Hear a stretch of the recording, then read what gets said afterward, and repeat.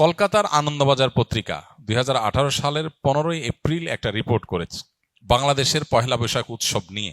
সেটা শিরোনামটা খুবই গুরুত্বপূর্ণ এবং আমাদের চিন্তার খোরাক যোগাবে।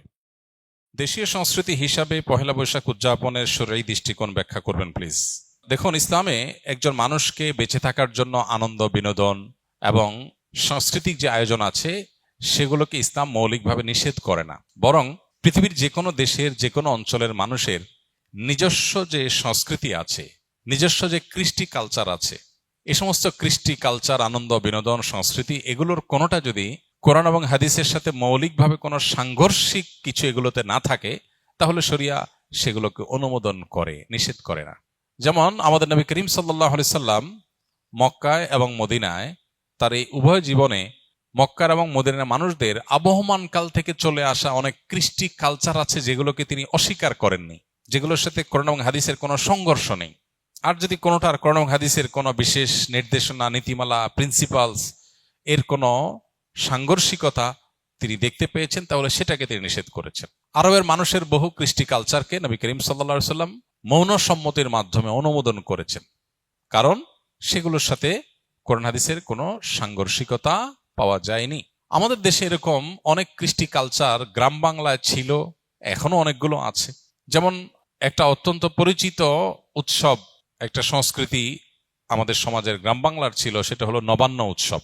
নব অন্ন, নতুন খাবার, নতুন ধান যখন উঠতো তখন সেই নতুন ধানের চাল দিয়ে পায়েস রান্না করা, পিঠা রান্না করা, বিভিন্ন রকমের খাবারের ব্যবস্থা করা, ভাত রান্না করা, এটা একটা আনন্দের উপলক্ষ ছিল গ্রাম বাংলার মানুষের। ঘরে ঘরে ধান উঠেছে, সে উপলক্ষে রান্না বাড়া এবং খাবার দাবারের ব্যবস্থা করা। এই নবান্ন উৎসব এখানে এমন কিছু নাই যেটা আসলে শরিয়া নিষেধ করেছে, অতএব শরিয়া দৃষ্টিকোণ থেকে এটা নাজায়েজ কোনো বিষয় না, আমরা সেটা করতেই পারি। এরকম অনেক উৎসব আছে যে উৎসবগুলোকে শরিয়ার দৃষ্টিকোণ থেকে নিষিদ্ধ বলার কোনো সুযোগ নাই। পহেলা বৈশাখের কথা যদি আমরা বলি, তাহলে সেক্ষেত্রে আমরা দেখতে পাই পহেলা বৈশাখ এটা আসলে বাংলাদেশের বা বাঙালি জাতির আবহমানকাল থেকে চলে আসা কোনো কালচার কি না। পহেলা বৈশাখের যে রূপ আমরা দেখতে পাই এখন, এটা তো শুরু হয়েছে 1989 সাল থেকে। ধাপে ধাপে এটা পরিবর্তিত হয়েছে, সেটা আমরা জানি সবাই। বাট এটার একেবারে প্রাচীন রূপ যদি আমরা দেখি পহেলা বৈশাখের, তাহলে দেখতে পাই পহেলা বৈশাখ উপলক্ষে মূলত জমিদারি প্রথা যখন চালু ছিল এ অঞ্চলে, তখন জমিদাররা বছরের যে খাজনা নিত কৃষকদের কাছ থেকে, এই খাজনা তোলার শেষে বছরের প্রথম দিনে তারা এই পহেলা বৈশাখে তারা একটু মিষ্টি মন্ডা প্রজাদেরকে খাওয়াতো। তাহলে এটা ছিল খাজনা উত্তোলন উৎসব, যেটা করত জমিদারেরা। জমিদার প্রথা বিলুপ্ত হয়ে যাওয়ার পর এই খাজনা উত্তোলন প্রথাও বিলুপ্ত হয়ে গেছে। এরপরে পহেলা বৈশাখের দ্বিতীয় ধাপে যে কালচারটা আমরা আমাদের শৈশব থেকে দেখে বড় হয়েছি গ্রাম বাংলায়, সেটা হলো গ্রামে শহরে সব জায়গায় একটা কালচার ছিল, সেটা হলো হাল খাতা। সারা বছর যত রকমের ব্যবসা বাণিজ্য হতো, বিশেষ করে মুদি মালামাল, অন্যান্য যে সমস্ত সব রকমের ব্যবসা বাণিজ্যই যেগুলো চলমান ছিল, দোকানদারেরা তাদের সারা বছরের যে লেনদেন হতো, বাকিতে যে লেনদেন হতো, এই সব পাওনাদারদেরকে চিঠি দিত চৈত্র মাসে যে পহেলা বৈশাখ শুভ হালখাতা, দোকানে আসবেন, দেনা পরিশোধ করবেন, যেহেতু দেনা পরিশোধ করছেন সেজন্য আপনাকে একটু মিষ্টিমুখ করানো হবে। এই হালখাতার কালচার গ্রামে শহরে সব জায়গায় ব্যাপকভাবে আমাদের দেশে প্রতিষ্ঠিত ছিল। সারা বছরের দেনা পহেলা বৈশাখে এসে পরিষ্কার করে, ক্লিন করে, নতুন করে আবার খাতা খোলা হতো। এই জন্য এটার নাম ছিল হাল খাতা। এই হাল খাতা হলো পহেলা বৈশাখের দ্বিতীয় ধাপের সংস্কৃতি বাংলাদেশের মানুষের বা বাঙালির। এরপরে 1989 সালে মূলত ঢাকা ইউনিভার্সিটির চারুকলা ইনস্টিটিউট থেকে কিছু শিক্ষক শিক্ষার্থীদের উদ্যোগে সর্বপ্রথম পহেলা বৈশাখ উপলক্ষে যে শোভাযাত্রা বের করা হয়, সেই শোভাযাত্রার নাম ছিল কি? আনন্দ শোভাযাত্রা। কিছুদিনের মধ্যেই সেটার নাম পরিবর্তন হয়ে গেল মঙ্গল শোভাযাত্রা। তারপরে আবার সেটা পরিবর্তিত হয়ে এখন বৈশাখী শোভাযাত্রা বা অন্য কোনো নাম পর্যন্ত হয়তো এসে ঠেকেছে।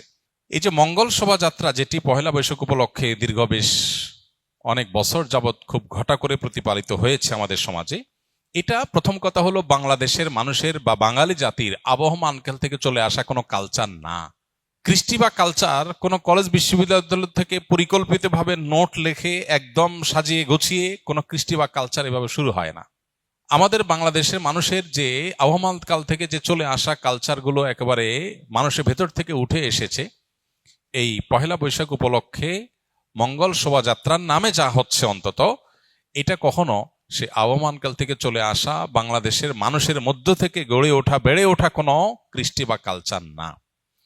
এটা হলো প্রথম কথা। দ্বিতীয় কথা হলো যে এই পহেলা বৈশাখের মঙ্গল শোভাযাত্রাকে ঘিরে যত আয়োজন হয়ে থাকে, বিশেষ করে মঙ্গল শোভাযাত্রা যে বিভিন্ন প্রাণীর মুখোশ এবং বিভিন্ন রকমের প্রাণীর ভাস্কর্য এটা নিয়ে যে র্যালি বের করা হয়ে থাকে, খুব সচেতনভাবে আপনি লক্ষ্য করলে দেখতে পাবেন এখানে পেঁচা, ইঁদুর, হাঁস, ময়ূর এমন কিছু প্রাণীর মুখোশ সেখানে খুবই পরিকল্পিতভাবে ব্যবহার করা হয়, প্রদর্শন করা হয়, যেগুলো একটা বিশেষ ধর্মের মানুষের ধর্মীয় বিশ্বাসের সাথে সংশ্লিষ্ট, যেগুলোর অনেকগুলোই হিন্দুদের বিভিন্ন দেবতার বাহন হিসেবে হিন্দু ধর্মে এটি প্রতিষ্ঠিত। এবং এই যে শোভাযাত্রা হয়ে থাকে, এই শোভাযাত্রার আয়োজক চারুকলা ইনস্টিটিউট সংশ্লিষ্ট শিক্ষক বৃন্দ, ব্যক্তিবর্গ বিভিন্ন সময়ে যে সমস্ত বক্তব্য পত্রপত্রিকা দিয়েছেন, আপনি এখনো গুগল করলে, অনলাইনে সার্চ করলে আপনি দেখতে পাবেন যে তারা স্পষ্ট করে বলেছেন মঙ্গল শোভাযাত্রাটা হলো মঙ্গলের উদ্দেশ্যে যাত্রা। মানে এই যাত্রা কেন হচ্ছে? যাতে করে মঙ্গল আসে। তো একজন ইমানদার তিনি মঙ্গল আসার জন্য দোয়া করবেন আল্লাহর কাছে, আর চেষ্টা করবেন, পরিশ্রম করবেন। প্রতিদিন প্রতি ওয়াক্ত নামাজে আল্লাহ আমাদেরকে মুয়াজ্জিনের মাধ্যমে ডাক দিচ্ছেন, হাইয়া আলাস সালাহ, হাইয়া আলাল ফালাহ, মঙ্গলের পথে আসো। প্রতিদিন 5 বার ডাকা হচ্ছে সালাতে আসার, আল্লাহর কাছ থেকে দোয়া করে প্রার্থনা করে মঙ্গল চাওয়ার নির্দেশ আমাদেরকে দেয়া হচ্ছে। সেখানে এই বিশেষ প্রাণীর মুখোশ এটা ধারণ করার, র্যালিতে নিয়ে বের করার মধ্য দিয়ে মঙ্গল আসতে পারে বা মঙ্গল এভাবে আহ্বান করে মঙ্গল আনা যেতে পারে, এরকম বিশ্বাস করা ইমানের সাথে অসঙ্গতিপূর্ণ। এই বিষয়গুলোকে সামনে রাখলে স্পষ্ট হয় যে এটা আসলে মুসলমানদের উপর চাপিয়ে দেওয়া একটা সংস্কৃতি, যেটা মূলত অনেক ক্ষেত্রে হিন্দু ধর্মের মানুষদের সংস্কৃতি, সেটা মুসলমানদের উপরে চাপিয়ে দেওয়া হচ্ছে।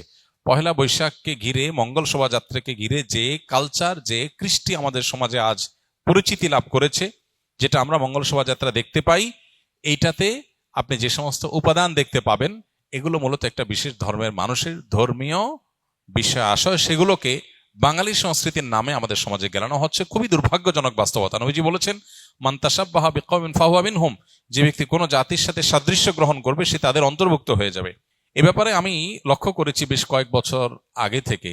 গত পরশু দিনও আমি আবারও এ বিষয়ে অনলাইনে সার্চ করে দেখেছি। কলকাতার আনন্দবাজার পত্রিকা 2018 সালের 15ই এপ্রিল একটা রিপোর্ট করেছে বাংলাদেশের পহেলা বৈশাখ উৎসব নিয়ে। সেটা শিরোনামটা খুবই গুরুত্বপূর্ণ এবং আমাদের চিন্তার খোরাক যোগাবে। এখনো সেটা অনলাইনে আছে, এখনো আছে। মানে কখন ডিলিট করে ফেলে তারা বা ডিলিট হয়ে যায় আমরা জানি না, তবে এখনো আছে। কলকাতার আনন্দবাজার পত্রিকা ঢাকার এই পহেলা বৈশাখ উপলক্ষে যে আয়োজন, বাঙালি উৎসবের নামে যেটা গেলানো হচ্ছে মুসলমানদেরকে, সেটা সম্পর্কে শিরোনাম করেছে, হেডলাইন করেছে, ঢাকার পয়লা যেন অষ্টমীর এক ডালিয়া। অতএব এরপরও যদি কোনো মানুষ, কোনো মুসলমান যদি বিভ্রান্তিতে থাকেন, তাহলে তাকে আল্লাহর উপর ন্যস্ত করা ছাড়া আর কিচ্ছু করার নেই। আমাদের দায়িত্বশীল ব্যক্তিগণের প্রতি আমাদের উদাত্ত আহ্বান থাকবে, তারা অবশ্যই আমাদের দেশের সংস্কৃতিকে ধারণ করবেন, সেটার প্রচার করবেন, আমরা সেটা ধারণ করব, প্রচার করব। কিন্তু আরোপিত দেশের সংস্কৃতির নামে আরোপিত ভিন্ন ধর্মের বিশ্বাস, চিন্তা, চেতনা, কৃষ্টি, কালচারকে মুসলমানদের মধ্যে গেলাবার চেষ্টা, এটা খুবই দুর্ভাগ্যজনক একটা বিষয়। এটা বন্ধ হওয়া উচিত এবং এটার ব্যাপারে আমাদের সচেতন হওয়া উচিত। আল্লাহ আমাদের সচেতন থাকার তৌফিক দান করুন। আস-সুন্নাহ ফাউন্ডেশন, উম্মার স্বার্থে সুন্নাহর সাথে।